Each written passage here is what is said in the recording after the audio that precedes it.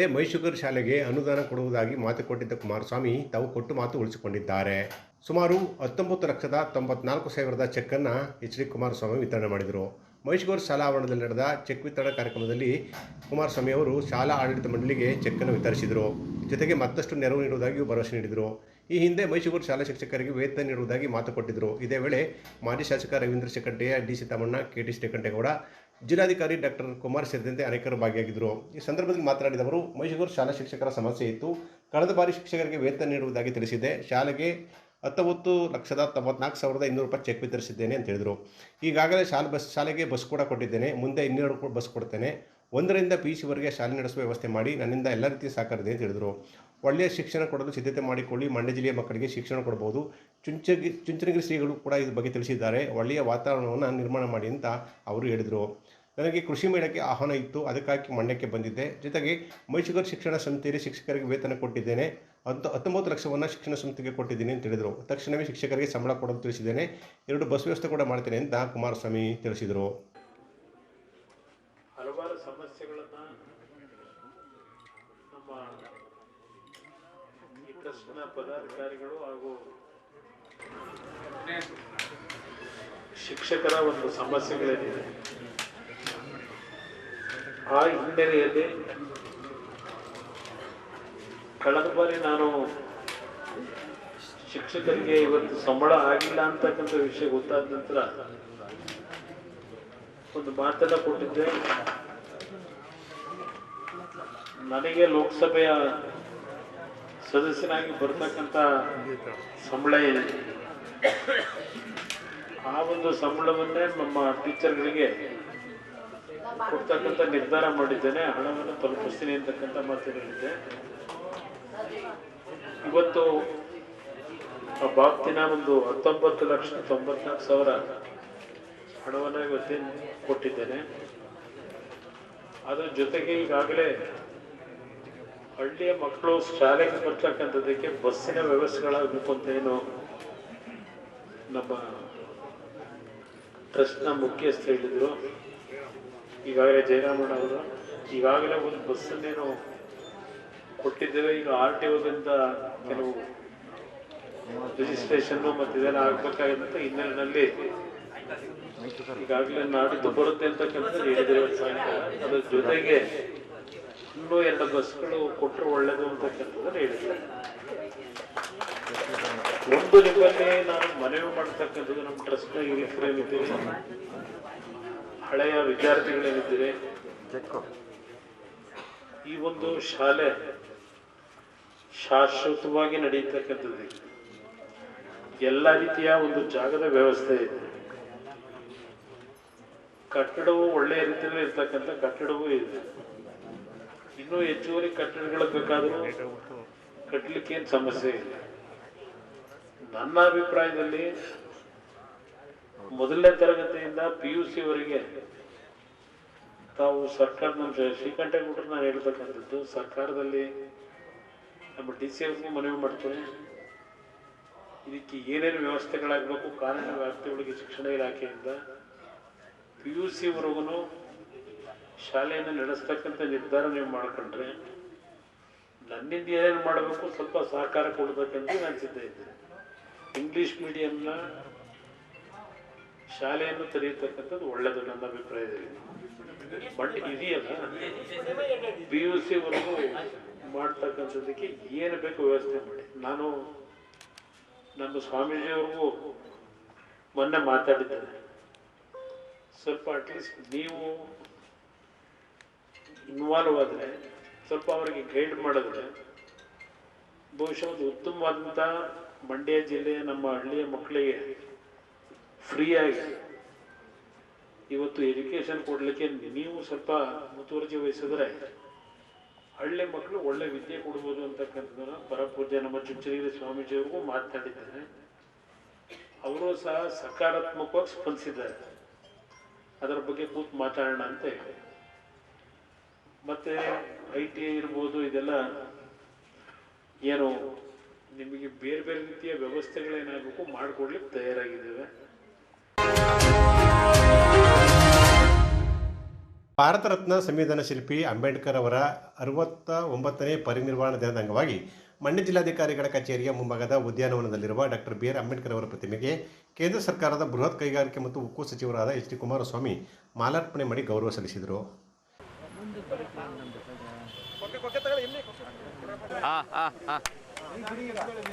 ಅಣ್ಣ ಈ ಕಡೆ ಎತ್ಕೊಳ್ಳಿ ಕೊಕ್ಕೆ.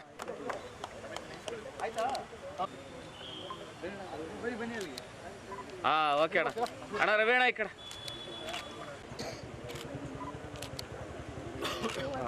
ಆಯ್ತು.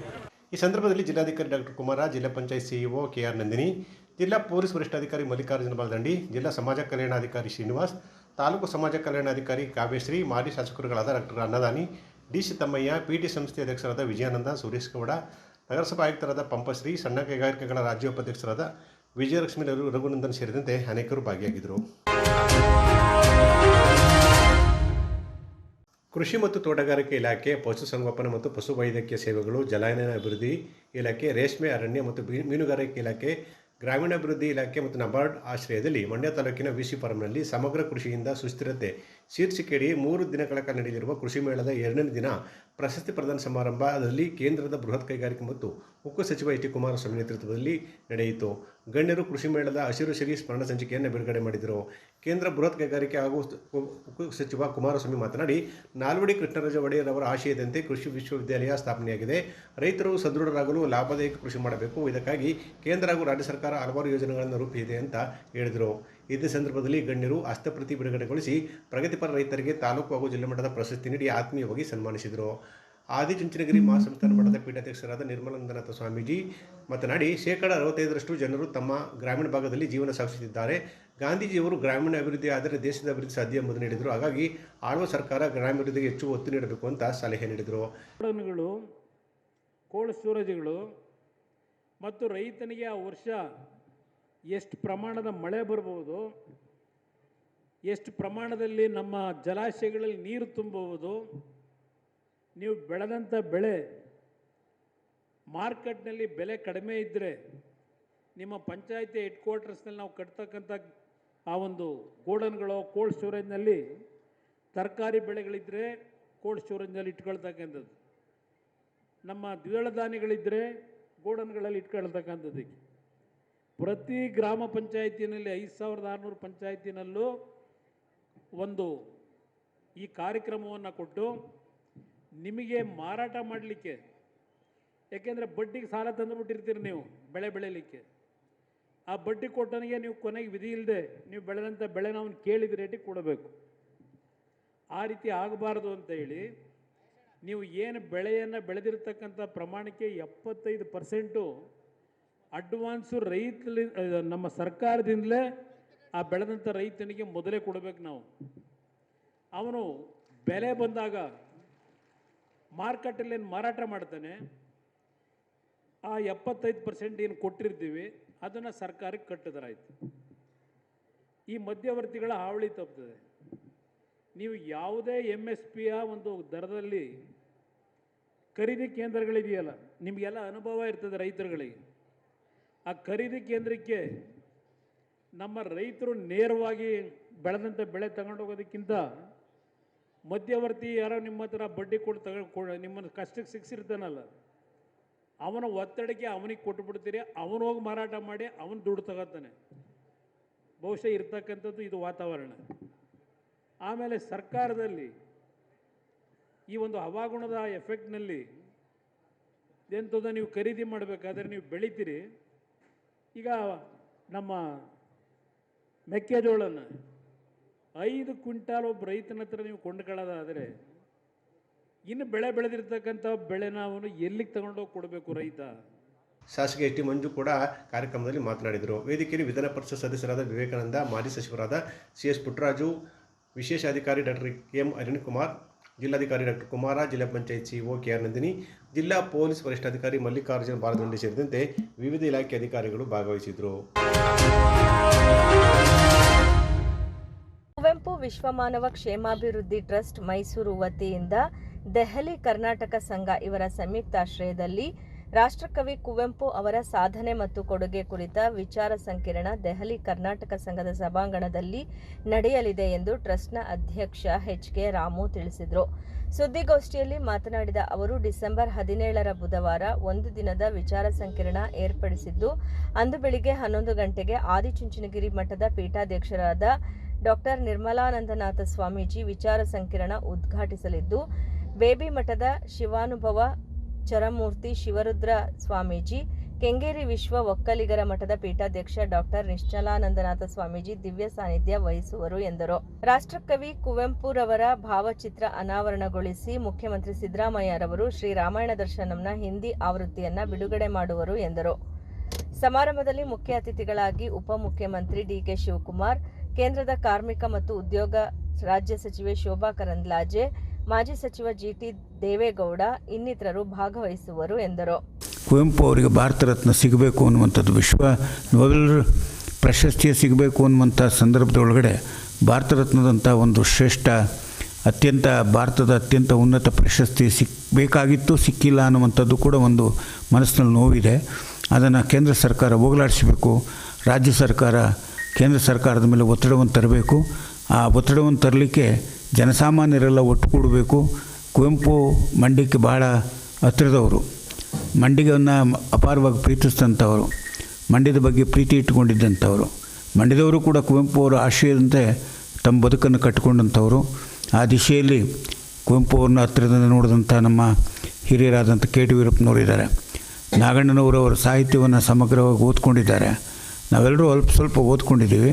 ಹಾಗಾಗಿ ಈ ವಿಷಯವನ್ನು 17ನೇ ತಾರೀಕು ದೆಹಲಿಯ ಕರ್ನಾಟಕ ಸಂಘದ ಆಶ್ರಯದಲ್ಲಿ ನಡೀತಕ್ಕಂಥ ವಿಚಾರ ಸಂಕಿರಣದಲ್ಲಿ ಅವರ ಸಾಹಿತ್ಯವನ್ನು ಅಲ್ಲಿ ದೆಹಲಿಯ ಜನಕ್ಕೆ ಪರಿಚಯ ಮಾಡಿಕೊಡೋದ್ರ ಮೂಲಕ ದೆಹಲಿಯ ಗಮನವನ್ನು ಸೆಳೆಯೋದಕ್ಕೆ ಹೊರಟಿರ್ತಕ್ಕಂಥ ರಾಮು ಅವರ ನೇತೃತ್ವದ ತಂಡಕ್ಕೆ ನಾವೆಲ್ಲ ಶುಭಾಶಯಗಳನ್ನು ಹೇಳಬೇಕು. ಮತ್ತು ಎಲ್ಲ ಜನರು ಕೂಡ ಒಕ್ಕೊರಲಿನಿಂದ ಕುವೆಂಪು ಅವರಿಗೆ ಭಾರತ ರತ್ನ ಪ್ರಶಸ್ತಿ ಸಿಗಬೇಕು ಅಂತ ಆಶಿಸಲಿ ಅಂತ ಹೇಳಿ ಏನು ಅವ್ರ ಕಾರ್ಯ ಹೊರಟಿದ್ದಾರೋ ರಾಮು ಅವರ ನೇತೃತ್ವದಲ್ಲಿ ನಾಗಣ್ಣಂಥ ಮೇಧಾವಿಗಳು ಇಂಗ್ಲೀಷ್ ಮತ್ತು ಕನ್ನಡದಲ್ಲಿ ಅಪಾರವಾದಂಥ ಸಿದ್ಧಿಯನ್ನು ಪಡ್ಕೊಂಡಿರ್ತಕ್ಕಂಥವ್ರು, ಬಹುಶಃ ನಮ್ಮ ನಡುವಿನ ಭಾಳ ಪ್ರಖಂಡ ವಿದ್ವಾಂಸರು, ಪಂಡಿತರವರು. ಕೆ.ಸಿ. ಶಿವಾರೆಡ್ಡಿ ಹೋಗ್ತಾ ಇದ್ದಾರೆ, ಮತ್ತು ನಾಗಣ್ಣವರು ಹೋಗ್ತಾ ಇದ್ದಾರೆ, ಇವರೆಲ್ಲರೂ CPK ಅವರು ಹೋಗ್ತಾ ಇದ್ದಾರೆ. ಇವರೆಲ್ಲರೂ ಕೂಡ ಅಂಪ ನಾಗರಾಜನವರು ಕುವೆಂಪು ಅವರ ಶಿಷ್ಯರು. ಗೋಷ್ಠಿಯಲ್ಲಿ ಕರ್ನಾಟಕ ಸಂಘದ ಅಧ್ಯಕ್ಷ ಬಿ. ಜಯಪ್ರಕಾಶ ಗೌಡ, ಪ್ರಸಾರಾಂಗದ ನಿವೃತ್ತ ನಿರ್ದೇಶಕ ಕೆ.ಟಿ. ವೀರಪ್ಪ, ನೇಗಿಲ ಯೋಗಿ ಅಧ್ಯಕ್ಷ ಎ.ಸಿ. ರಮೇಶ್, ಕೆ.ಟಿ. ಚಂದ್ರು ಇದ್ದರು. ಹಲಗೂರು ಸಮೀಪದ ಗೊಲ್ಲರಹಳ್ಳಿ ಗ್ರಾಮದಲ್ಲಿ ಮಹದೇವು ಎಂಬುವರ ಜಮೀನಿಗೆ ತಡರಾತ್ರಿ ಕಾಡಾನೆಯೊಂದು ದಾಳಿ ಮಾಡಿ ಕಟಾವಿಗೆ ಬಂದಿದ್ದ ಭತ್ತವನ್ನು ತಿಂದು ತುಳಿದು ನಾಶಪಡಿಸಿರುವ ಘಟನೆ ಜರುಗಿದೆ. ಜಮೀನಿನ ಮಾಲೀಕ ಮಹದೇವ ಮಾತನಾಡಿ, ನಾನು ಹಲಗೂರಿನಲ್ಲಿ ವಾಸವಾಗಿದ್ದು 1 ಎಕರೆ ಜಮೀನನ್ನು ಗುತ್ತಿಗೆ ಪಡೆದು ಅದರಲ್ಲಿ ಭತ್ತ ಹಾಕಿದ್ದೆ. ರಾತ್ರಿ ಸರಿ ಸುಮಾರು 12 ಗಂಟೆಯಲ್ಲಿ ಬಸವನ ಬೆಟ್ಟದ ಕಾಡಿನಿಂದ ಬಂದ ಒಂಟಿ ಸಲಗ ಭತ್ತದ ಗದ್ದೆಯನ್ನು ತುಳಿದು ಸುಮಾರು 30,000ಕ್ಕೂ ಹೆಚ್ಚು ನಷ್ಟ ಉಂಟಾಗಿದೆ. ಅರಣ್ಯ ಇಲಾಖೆಯವರು ಸ್ಥಳಕ್ಕೆ ಭೇಟಿ ನೀಡಿಲ್ಲ. ಬೆಳಗ್ಗೆಯಿಂದ ಅವರನ್ನೇ ಕಾಯುತ್ತಿದ್ದೇನೆ. ಅರಣ್ಯ ಇಲಾಖೆಯವರು ಸ್ಥಳಕ್ಕೆ ಭೇಟಿ ನೀಡಿ ಸೂಕ್ತ ಪರಿಹಾರ ನೀಡುವಂತೆ ಮನವಿ ಮಾಡಿದ್ರು. ಇದು ಈ ಭತ್ತ ಒಂದು 12 ಗಂಟೆ ರಾತ್ರಿಯಲ್ಲಿ ಬಂದು ಒಂದು ಒಂಟಿ ಆನೆ 1 ಎಕರೆ ಗುತ್ತಿಗೆಗೆ ಮಾಡಿರುವಂಥ ಪಾಲಿಗೆ ಮಾಡಿರುವಂಥ ಮಾದೇವಣ್ಣ ಇವತ್ತು ಲಾಸನ್ನು ಮಾಡಿದೆ. ಎಲ್ಲ ತುಳಿದು ತೊಪ್ಪೆ ಇಕ್ಕಿ ಲದ್ದಿ ಇಕ್ಕಿ ಎಲ್ಲ ಲೂಟಿ ಮಾಡಿದೆ. ಎಷ್ಟು ಲಾಸ್ ಆಗಿದೆ? ಒಂದು 30ರಿಂದ 40 ಸಾವಿರ ಲಾಸ್ ಆಗಿದೆ. ಎಲ್ಲಿಂದ ಬಂದಾನೆ? ಬೆಸನಬೆಟ್ಟದಿಂದ ಬಂದಿದೆ. ಒಬ್ಬರು ಯಾರು ಬಂದು ಇನ್ನೂ ಏನು ಅಂತ ನೋಡಲಿಲ್ಲ. ಯಾರು ಬರಬೇಕು? ಪಾಲಿಸ್ಟ್ರು ಬಂದು ನೋಡಬೇಕು. ಅವ್ರು ಬಂದು ಏನು ಚೆಕ್ ಮಾಡಿ ಒಂದು ಫೋಟೋ ಗೀಟೋ ಹೊಡೆದು ಏನು ಹಿಂಗಾಗಿದೆ ಅಂತ ಏನು ಯಾರು ಬಂದು ನೋಡಿಲ್ಲ. ಇನ್ನು ಏನು ಮಾಡೋದು ನೋಡಿ ಸ್ವಾಮಿ. ಫೋನ್ ಮಾಡಿದ್ರಾ? ಫೋನ್ ಮಾಡಿದ್ದೆ, ಅಲ್ಲೆಲ್ಲ ಹುಡುಕ್ತಾ ಇದ್ದೀನಿ. ಫೋನ್ ನಂಬರ್ ನಂಗೆ ಗೊತ್ತಿಲ್ಲ ಸ್ವಾಮಿ. ನಮಗೆ ಇಲ್ಲೆಲ್ಲ ಹುಡುಕ್ತಾ ಇದ್ದೀನಿ. ಇಲ್ಲಿ ಟಿವಿಗೆ ಬರ್ತಿದ್ರು ಬೈಪಾಸ್ಗೆ, ಇವತ್ತು ಅವರು ಬಂದಿಲ್ಲ. ಸರ್ಕಾರದವರು ತುಂಬ ಪರಿಹಾರ ಕೊಡ್ಬೇಕು ನಮಗೆ. ಬಂದು ಲಾಸ್ ಆಗಿರುವಂಥ ಬೆಲೆಗೆ ಏನದೆ ಅದು ಪರಿಹಾರ ನಮಗೆ ನೀಡಬೇಕು ಸ್ವಾಮಿ. ಮಂಡ್ಯ ಜಿಲ್ಲೆಯ ಐತಿಹಾಸಿಕ ಶ್ರೀರಂಗಪಟ್ಟಣದಲ್ಲಿರುವ ಜಾಮಿಯಾ ಮಸೀದಿಯೊಳಗೆ ಕೋಮುವಾದಿ ಗೂಂಡಾಗಳು ನುಗ್ಗಲು ಪ್ರಯತ್ನಿಸಿರುವ ಘಟನೆ ಒಂದು ಸಾಮಾನ್ಯ ಕೃತ್ಯ ಅಲ್ಲ, ಇದೊಂದು ಪೂರ್ವಯೋಜಿತ ದಾಳಿಯಾಗಿದ್ದು ಇದನ್ನು ತಡೆಯುವಲ್ಲಿ ಕಾಂಗ್ರೆಸ್ ಸರ್ಕಾರ ಮತ್ತು ಜಿಲ್ಲಾಡಳಿತ ಸಂಪೂರ್ಣವಾಗಿ ವಿಫಲಗೊಂಡಿದೆ ಎಂದು social democratic party of India ಆರೋಪಿಸಿದೆ. ಸುದ್ದಿಗೋಷ್ಠಿಯಲ್ಲಿ ಮಾತನಾಡಿದ ಪಕ್ಷದ ಕಾನೂನು ಸಲಹೆಗಾರ ನದೀಂ ಅಹಮದ್, ನಮ್ಮ ಪಕ್ಷದ ವತಿಯಿಂದ ಮುಂಚಿತವಾಗಿಯೇ ಮಂಡ್ಯ ಜಿಲ್ಲೆಯ ಪೊಲೀಸ್ ವರಿಷ್ಠಾಧಿಕಾರಿಗಳಿಗೆ ಮನವಿ ಕೊಟ್ಟರೂ ಸಹ ಯಾವುದೇ ಮುಂಜಾಗ್ರತಾ ಕ್ರಮ ಜರುಗಿಸಿಲ್ಲ. ಮನೆ ಮೇಲಿದ್ದ ಬಾವುಟ ಕಿತ್ತು ಹಾಕಲಾಗಿತ್ತು ಹಾಗೂ ಕಲ್ಲು ತೂರಾಟ ನಡೆದಿತ್ತು. ಆ ಸಂದರ್ಭದಲ್ಲೂ ಸಹ ಕ್ರಮಕ್ಕೆ ಆಗ್ರಹ ಮಾಡಲಾಗಿತ್ತು. ನಮ್ಮ ಆಗ್ರಹಕ್ಕೆ ಸ್ಪಂದಿಸದ ಜಿಲ್ಲಾ ಪೊಲೀಸ್ ವರಿಷ್ಠಾಧಿಕಾರಿಗಳು ಹನುಮ ಜಯಂತಿಗೆ ಅವಕಾಶ ಮಾಡಿಕೊಟ್ಟರು ಎಂದು ಆರೋಪಿಸಿದರು. ನಾವು ಪ್ರತಿ ವರ್ಷವೂ ಪತ್ರಿಕಾಗೋಷ್ಠಿ ಮಾಡ್ತಾ ಇದ್ದೀವಿ. ಈ ಹನುಮ ಜಯಂತಿ ಬಂದರೆ ಏನೋ ಒಂದು ಶಾಂತಿಯುತವಾಗಿ ಒಂದು ಕಾರ್ಯಕ್ರಮ ನಡಿಬೇಕು. ಅದನ್ನು ಕೆಲವು ಕುಚೋದ್ಯೋಗಿಗಳು ಏನಿದ್ದಾರೆ ಅವರು ಏನಾದರೂ ಮಾಡಿ ಈ ಏನು ಶಾಂತಿ ಪ್ರಿಯ ಜಿಲ್ಲೆಯಾದ ಮಂಡ್ಯನ ಕಲುಷಿತ ಮಾಡಬೇಕು, ಆಮೇಲೆ ಏನಾದರೂ ಮಾಡಿ ಇಲ್ಲಿ ಗಲಭೆ ಎಬ್ಬಿಸಬೇಕು, ತಮ್ಮ ಬೇಳೆನ ಬೇಯಿಸ್ಕೋಬೇಕು ಅನ್ನೋದನ್ನ ಒಂದೇ ಒಂದು ಉದ್ದೇಶದಿಂದ ಈ ಹನುಮ ಜಯಂತಿಯ ನೆಪ ಮಾಡಿಕೊಂಡು ಯಾವುದಾದ್ರೂ ಒಂದು ಗಲಾಟೆ ಮಾಡ್ತಾನೆ ಇರ್ತಾರೆ. ನಾವು ಪ್ರತಿ ಸಾರಿನೂ ಜಿಲ್ಲಾಡಳಿತಕ್ಕೂ ಇದನ್ನ ಮೆಮೊರಂಡಮ್ ಕೊಡ್ತೀವಿ, ಹೋಗಿ ಖುದ್ದಾಗಿ SP ಜೊತೆ DC ಜೊತೆ ಎಲ್ಲರ ಜೊತೆನೂ ಮಾತಾಡ್ತೀವಿ, ಪತ್ರಿಕಾಗೋಷ್ಠಿನೂ ಮಾಡ್ತೀವಿ. ಆದರೂ ಏನೂ ಪ್ರಯೋಜನ ಆಯ್ತಿಲ್ಲ. ನಾವು ಏನನ್ನ ನಮ್ಮ ಹಿತರಕ್ಷಣೆ ಮಾಡಬಹುದು, ಏನೋ ಒಂದು ಜಾತ್ಯತೀತ ಒಂದು ಲೇಬಲ್ ಕೆಳಗೆ ಕೆಲಸ ಮಾಡ್ತಿದೆ ಅನ್ನೋ ಒಂದು ಕಾರಣಕ್ಕೆ ನಾವು ಕಾಂಗ್ರೆಸ್ಸಿಗೆ ಮತ ಹಾಕ್ತೋ ಇವತ್ತು ಅದ್ರ ಬಗ್ಗೆ ನಮಗೆ ಪಶ್ಚಾತ್ತಾಪ ಆಗ್ತಿದೆ. ಯಾಕೆ ಅಂದರೆ ನಾವು ಏನು ಯಾವಾಗಲೂ ನೋಡ್ತೀವಿ, ಒಂದು ಟಿಪ್ಪು ಕಾಲದ್ದು ಅದರ ಇತಿಹಾಸ ಎಲ್ಲ ನಾವು ಮೊದಲೇ ಹೇಳಿದ್ದೀವಿ. ಅಂಥ ಒಂದು ಮಸೀದಿನ ಯಾವ ಕಾರಣಕ್ಕಾಗಿ ಇವರು ಗುರಿ ಮಾಡ್ಕೊಂಡವ್ರೆ, ಏನು ಅದರಿಂದ ಏನು ಲಾಭ ಏನು ಇವ್ರಿಗೆ ಅನ್ನೋದು ಒಂದು ಪ್ರಶ್ನೆ. ಈಗ ಪ್ರತಿ ಸಾರಿನೂ ನೋಡ್ತೀವಿ, ಹೋದ ಸಾರಿ ಹನುಮ ಜಯಂತಿ ಮಾಡಿದಾಗ ಕಲ್ಲು ತೂರಾಟ, ಅದಕ್ಕೆ ಮೊದಲು ಹನುಮ ಜಯಂತಿ ಮಾಡಿದಂಥ ಸಂದರ್ಭದಲ್ಲಿ ಏನು ಮಾಲಾಧಾರಿಗಳು ಅಂತ ಹೇಳ್ತೀವಿ, ಅವ್ರವ್ರ ಧರ್ಮ ಆಚರಿಸೋಕ್ಕೆ ಸ್ವಾತಂತ್ರ್ಯ ಇದೆ, ಮಾಡಲಿ. ಆದರೆ ಬೇರೆಯವ್ರ ಧರ್ಮಕ್ಕೆ ನಾವು ತೊಂದರೆ ಕೊಡ್ತೀವಿ, ಆ ನೆಪದಲ್ಲಿ ನಾವು ಬೇರೆ ಧರ್ಮನ ಒಂದು ಗುರಿಯಾಗಿಟ್ಟುಕೊಂಡು ಕಾರ್ಯಕ್ರಮ ನಡೆಸ್ತೀವಿ ಅನ್ನೋದಿದೆಯಲ್ಲ, ಅದು ತಪ್ಪು. ಅದು ಸಂವಿಧಾನದಲ್ಲಿ ಯಾವುದೇ ಕಾರಣಕ್ಕೂ ಅಕ್ಷಮ್ಯ ಅಪರಾಧನೇ, ಅದನ್ನು ಯಾವುದೇ ಕಾರಣಕ್ಕೂ ಕ್ಷಮಿಸೋಕ್ಕೂ ಆಗಲ್ಲ. ನೋಡ್ಬೋದು, ಈಗಿಂದ 2 ವರ್ಷಕ್ಕೆ ಮುಂದೆ ಯಾವುದೋ ಒಂದು ಮನೆ ಮೇಲಿದ್ದಂಥ ಬಾವುಟ ಕಿತ್ತಾಕಿದ್ರು, ಅದನ್ನು ಹತ್ತಿ ಅವ್ರ ಮನೇನ ಇದನ್ನು ಮಾಡಿ ಅದ್ರಲ್ಲಿ ಗಲಾಟೆ ಮಾಡೋದು. ಗೋಷ್ಠಿಯಲ್ಲಿ ಪಕ್ಷದ ಜಿಲ್ಲಾಧ್ಯಕ್ಷ ಮುಖ್ತಾರ್ ಅಹಮದ್, ಉಪಾಧ್ಯಕ್ಷ ಸಾದತ್ ಪಾಷಾ, ಕಾರ್ಯದರ್ಶಿ ಅತೀಕ್ ಅಹಮದ್, ಮಹಮ್ಮದ್ ತಾಹೇರ್, ಮುಬಾರಕ್ ಹುಸೇನ್ ಇದ್ದರು. ಕ್ರೀಡೆ ಎನ್ನುವುದು ಪ್ರತಿಯೊಬ್ಬರಿಗೂ ಬಹಳ ಅತ್ಯವಶ್ಯಕ ಎಂದು ಜಿಲ್ಲಾಧಿಕಾರಿ ಡಾಕ್ಟರ್ ಕುಮಾರ ಹೇಳಿದರು. ಮಂಡ್ಯ ನಗರದ PET ಕ್ರೀಡಾಂಗಣದಲ್ಲಿ ವಕೀಲರ ಸಂಘ, Hombegowda memorial advocate recreation club, ವಕೀಲರ ವಿವಿಧೋದ್ದೇಶ ಸಹಕಾರ ಸಂಘ ಇವರುಗಳ ಸಂಯುಕ್ತಾಶ್ರಯದಲ್ಲಿ ನಡೆದ ವಕೀಲರ ಕ್ರೀಡಾಕೂಟವನ್ನು ಪಾರಿವಾಳ ಬಿಡುವ ಮೂಲಕ ಉದ್ಘಾಟಿಸಿ ಮಾತನಾಡಿದರು. ನ್ಯಾಯಾಧೀಶರು ಹಾಗೂ ವಕೀಲರು ದಿನನಿತ್ಯ ಕೋರ್ಟ್ನಲ್ಲಿ ನ್ಯಾಯ ಕೊಡಿಸುವ ನಿಟ್ಟಿನಲ್ಲಿ ಹೆಚ್ಚು ಮೈಂಡ್ಗೆ ಕೆಲಸ ಕೊಡುತ್ತೀರಿ, ದೇಹಕ್ಕೂ ಹೆಚ್ಚು ಕೆಲಸ ಕೊಡಬೇಕು ಎಂದು ಹೇಳಿದರು. ಪ್ರತಿದಿನ 1 ಬಾರಿಯಾದರೂ 1 ಗಂಟೆ ದೇಹಕ್ಕೆ ಮೀಸಲಿಟ್ಟರೆ ದಿನದ 23 ಗಂಟೆ ಕೆಲಸ ಮಾಡಲು ಸಾಧ್ಯವಾಗುತ್ತದೆ. ಮಾನಸಿಕವಾಗಿ ದೇಹ ಸದೃಢವಾಗಿದ್ದರೆ ಮಾತ್ರ ನಾವು ಮಾಡುವ ಕೆಲಸದಲ್ಲಿ ಸದೃಢತೆ ಕಾಪಾಡಿಕೊಳ್ಳಲು ಸಾಧ್ಯ. ಆದ್ದರಿಂದ ಒಳ್ಳೆಯ ಅಭ್ಯಾಸ, ಅಭಿರುಚಿ ಮನುಷ್ಯನ ಬದುಕಿಗೆ ಬಹಳ ಅವಶ್ಯಕವಾಗಿ ಬೇಕಾಗಿರುತ್ತದೆ ಎಂದು ತಿಳಿಸಿದರು. ತಾವೆಲ್ಲರೂ ಕೂಡ ವಿಶೇಷವಾಗಿ ಎಲ್ಲ ನ್ಯಾಯಾಧೀಶರು ಮತ್ತು ಎಲ್ಲ ವಕೀಲರು ಕೂಡ ದಿನನಿತ್ಯ ಕೋರ್ಟ್ನಲ್ಲಿ ನಿಂತು ನ್ಯಾಯವನ್ನು ಕೊಡಿಸುವಂಥ ನಿಟ್ಟಿನಲ್ಲಿ ಹೆಚ್ಚು ಮೈಂಡಿಗೆ ಕೆಲಸವನ್ನು ಕೊಡ್ತೀರಾ. ಹಾಗಾಗಿ ದೇಹಕ್ಕೂ ಹೆಚ್ಚು ಕೆಲಸ ಕೊಡಬೇಕಾಗತ್ತೆ.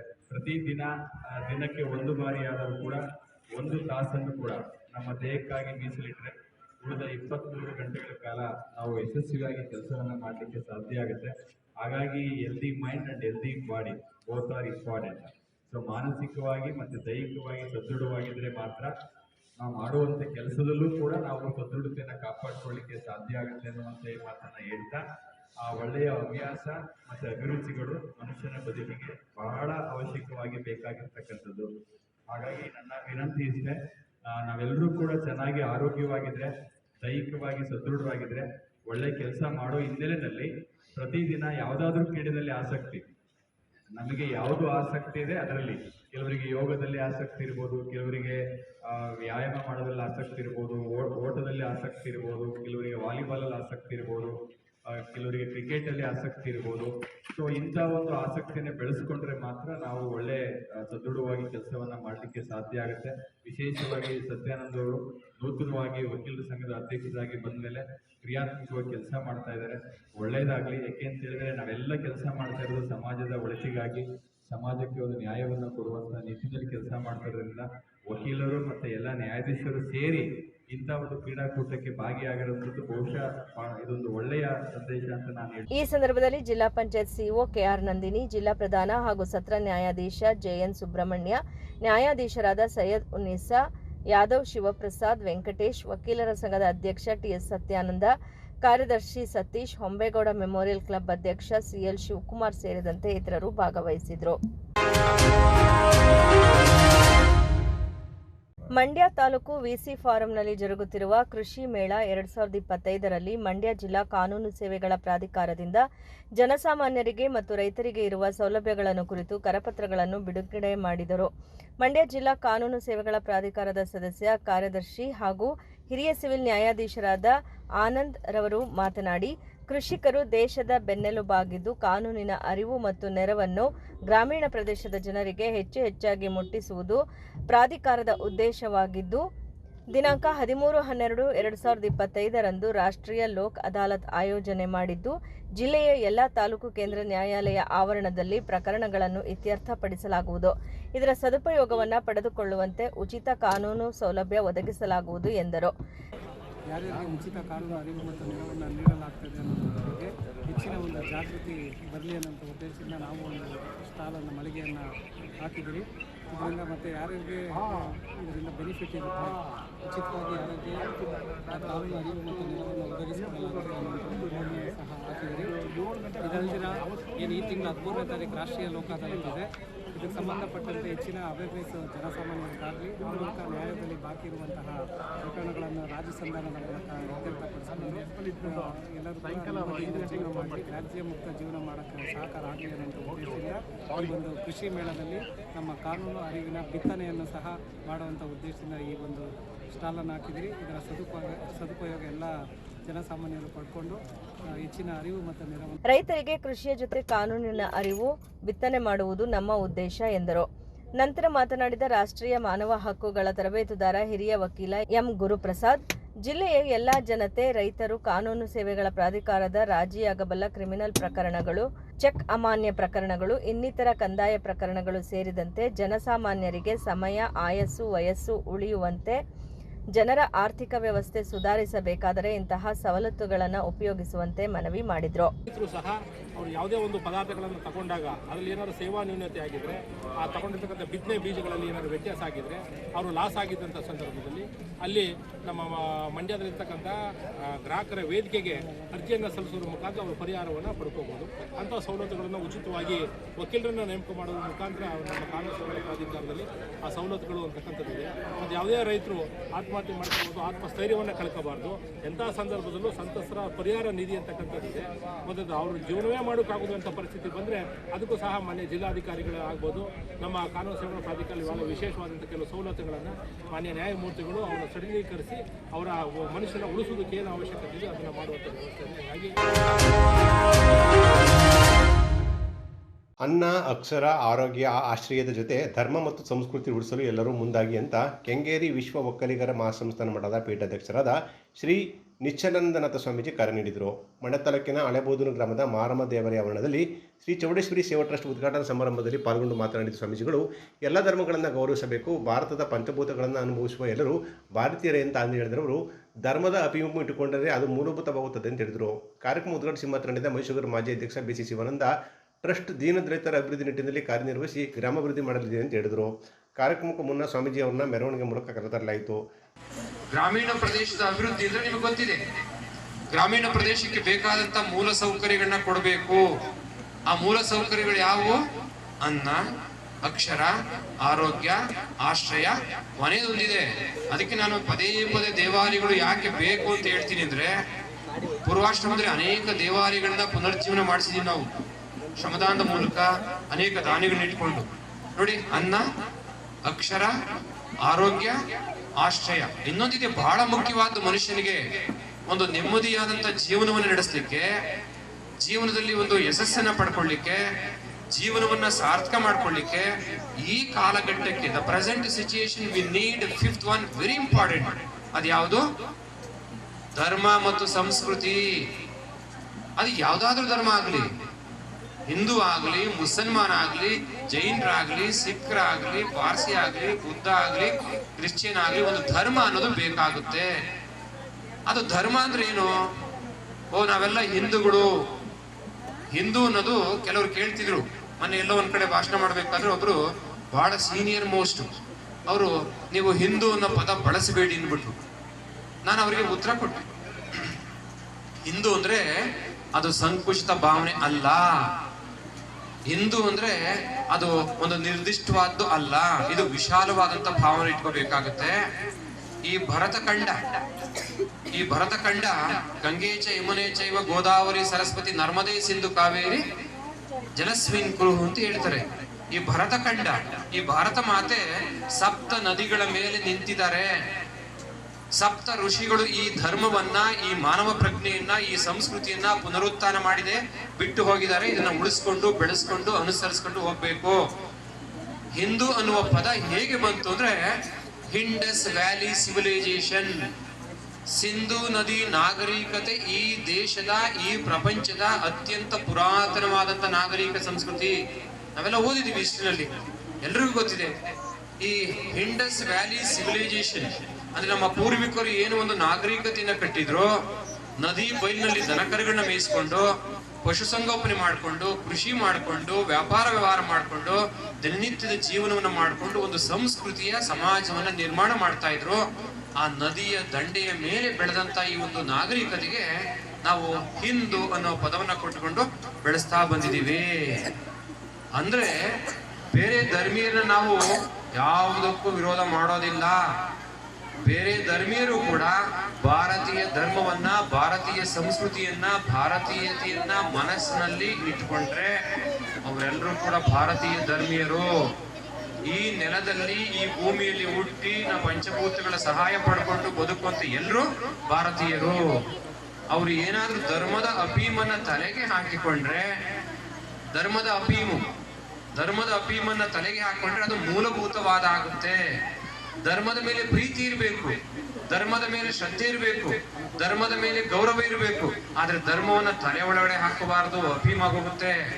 ಆ ಅಫೀಮನ್ನ ಯಾರು ತಲೆಗೆ ಹಾಕೊಂತಾರೆ ಅವರು ತಮ್ಮನ್ನೂ ಗೌರವಿಸಿಕೊಳ್ಳುವುದಿಲ್ಲ, ಇತರರನ್ನು ಕೂಡ ಗೌರವಿಸೋದಿಲ್ಲ. ಇದು ಆಗಬಾರದು ಅನ್ನೋ ಉದ್ದೇಶಕ್ಕೋಸ್ಕರ ಈ ಒಂದು ಧರ್ಮ ಪ್ರಜ್ಞೆ, ಸಂಸ್ಕೃತಿ ಪ್ರಜ್ಞೆ, ದೈವ ಪ್ರಜ್ಞೆ ಮತ್ತು ದೇವಾಲಯ ಸಂಸ್ಕೃತಿ ಬೆಳಿಬೇಕು, ಉಳಿಬೇಕು ಅನ್ನೋದು ಒಂದು ಒಳ್ಳೆಯ ಉದ್ದೇಶ. ವೇದಿಕೆಯಲ್ಲಿ ಟ್ರಸ್ಟ್ ಅಧ್ಯಕ್ಷರಾದ ಸತೀಶ್, ಮುಖಂಡರಾದ ಅಂಕಯ್ಯ, ಸ್ವಾಮಿ, ಚಂದ್ರಶೇಖರ್, ರಾಮಲಿಂಗು, ಟ್ರಸ್ಟ್ ಉಪಾಧ್ಯಕ್ಷರಾದ ರಾಮಲಿಂಗ ಸೇರಿದಂತೆ ಅನೇಕ ಗಣ್ಯರು ಉಪಸ್ಥಿತರಿದ್ದರು. ಬಾಲಕಾರ್ಮಿಕ ಪದ್ಧತಿಯು ನಾಗರಿಕ ಸಮಾಜಕ್ಕೆ ಅಂಟಿರುವ ಶಾಪವಾಗಿದ್ದು, ಪಾಠ ಮಾಡಿಕೊಂಡು ಶಾಲೆಗೆ ಹೋಗಿ ಪಾಠ ಪ್ರವಚನ ಕಲಿಯಬೇಕಾದ ಮಕ್ಕಳನ್ನು ದುಡಿಮೆಗೆ ಹಚ್ಚದೆ ಪೋಷಕರು ಕಡ್ಡಾಯವಾಗಿ ಮಕ್ಕಳನ್ನು ಶಾಲೆಗೆ ಕಳಿಸಿ ಭವಿಷ್ಯದ ನಾಗರಿಕರನ್ನಾಗಿ ಮಾಡಬೇಕು ಅಂತ ಪುರಸಭೆ ಮಾಜಿ ಸದಸ್ಯ ನೀಲಕಂಠೆ ಮನವಿ ಮಾಡಿದರು.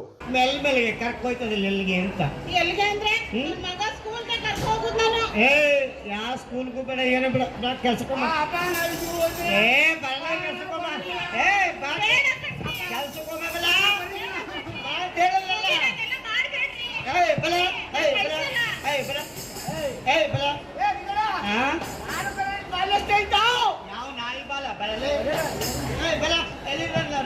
ಮಂಡ್ಯ ಜಿಲ್ಲಾ ಕಾರ್ಮಿಕ ಇಲಾಖೆ ಹಾಗೂ ಇನ್ನಿತರ ಸಂಘಟನೆಗಳ ವತಿಯಿಂದ ತಾಲೂಕು ಪಂಚಾಯಿತಿ ಹಾಗೂ ಪುರಸಭೆ ಕಾರ್ಯಾಲಯದ ವತಿಯಿಂದ ಕೇರ್ಪೇಟೆ ಪಟ್ಟಣದ ಸಾರಿಗೆ ಸಂಸ್ಥೆಯ ಬಸ್ ನಿಲ್ದಾಣದಲ್ಲಿ ಬಾಲಕಾರ್ಮಿಕ ಪದ್ಧತಿ ವಿರೋಧಿ ಜಾಗೃತಿ, ಬಾಲ್ಯಾವಸ್ಥೆ ಮತ್ತು ಕಿಶೋರಾವಸ್ಥೆಯ ಕಾರ್ಮಿಕ ಪದ್ಧತಿ ವಿರುದ್ಧ ಆಯೋಜಿಸಿದ್ದ ಬೀದಿ ನಾಟಕ ಪ್ರದರ್ಶನವನ್ನು ಉದ್ಘಾಟಿಸಿ ಮಾತನಾಡಿದ ಅವರು, ಇಂದಿನ ಮಕ್ಕಳೇ ನಾಡಿನ ಭವ್ಯ ಭಾರತದ ಸ್ಪರ್ಧೆಗಳಾಗಿರುವುದರಿಂದ 18 ವರ್ಷದೊಳಗಿನ ಮಕ್ಕಳನ್ನು ಶಾಲೆ ಬಿಡಿಸಿ ಕೆಲಸಕ್ಕೆ ಹಚ್ಚಿ ಬಾಲಕಾರ್ಮಿಕರನ್ನಾಗಿ ಮಾಡದೆ ಮಕ್ಕಳಿಗೆ ಶಿಕ್ಷಣದ ಜ್ಞಾನವನ್ನು ನೀಡುವಂತೆ ಅವರು ಮನವಿ ಮಾಡಿದರು.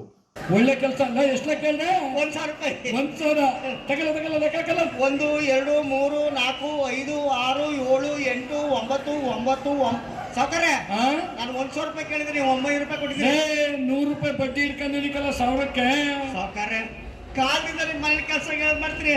1,000 ರೂಪಾಯಿಗೆ 100 ರೂಪಾಯಿ ಬಡ್ಡಿ ನಂತವೆಲ್ಲ ಹಂಗೆ ವ್ಯವಹಾರ ಮಾಡೋದು. ದುಡ್ಡು ಬೇಕೋ ಬೇಡವಿಲ್ಲ ಬೇಕು ಸರ್. ನೋಡು ಹೆಂಗ್ ದುಡ್ಡು ಇಸ್ಕೊಂಡಿದ್ಯಾ ಹಂಗೆ ಬೆಳಿಗ್ಗೆ ಮರ್ಯಾದೆಯಿಂದ ಮಗನ್ ಸಂದರ್ಭದಲ್ಲಿ ಬೀದಿ ನಾಟಕ ಕೂಡ ಅಭಿನಯಿಸಲಾಯಿತು. ಸಮಾರಂಭದಲ್ಲಿ ಪುರಸಭೆ ಮುಖ್ಯಾಧಿಕಾರಿ ಅಶೋಕ್, ಮಾಜಿ ಅಧ್ಯಕ್ಷರಾದ ಕೆಸಿ ವಾಸು, ಕೆಎಚ್ ರಾಮಕೃಷ್ಣ, ಪುರಸಭಾ ಸದಸ್ಯರಾದ ಪ್ರೇಮ್ಕುಮಾರ್, ರವೀಂದ್ರ ಬಾಬು ಸೇರಿದಂತೆ ಅನೇಕರು ಹಾಜರಿದ್ದರು. ತಾಯಿ ಚಾಮುಂಡೇಶ್ವರಿ ಪುರುಷತ್ತಾಗಿದ್ರೆ ನನ್ನ ಒಬ್ಬನ್ನೇ ಕಾಪಾಡವ ತಾಯಿ. ನಮ್ಮ ಅಯ್ಯಪ್ಪ ಚಳಿ ಬೆಳಿಗ್ಗೆ ಅಂತ ಹಂಗೆ ಗಡಗಡ ನಡುತ್ತಾ ಇದೆ. ಇವ್ನು ಮರಕಾಯಿ ಚಳಿ ಯಾರು ತಿಳ್ಕೋಕ್ ಬಂದಿದ್ದ ಕಾಣಲ್ಲಪ್ಪ. ಹಾಲ ಒತ್ತುಟ್ಟು ನಟ್ಟಿ ಮ್ಯಾಕ್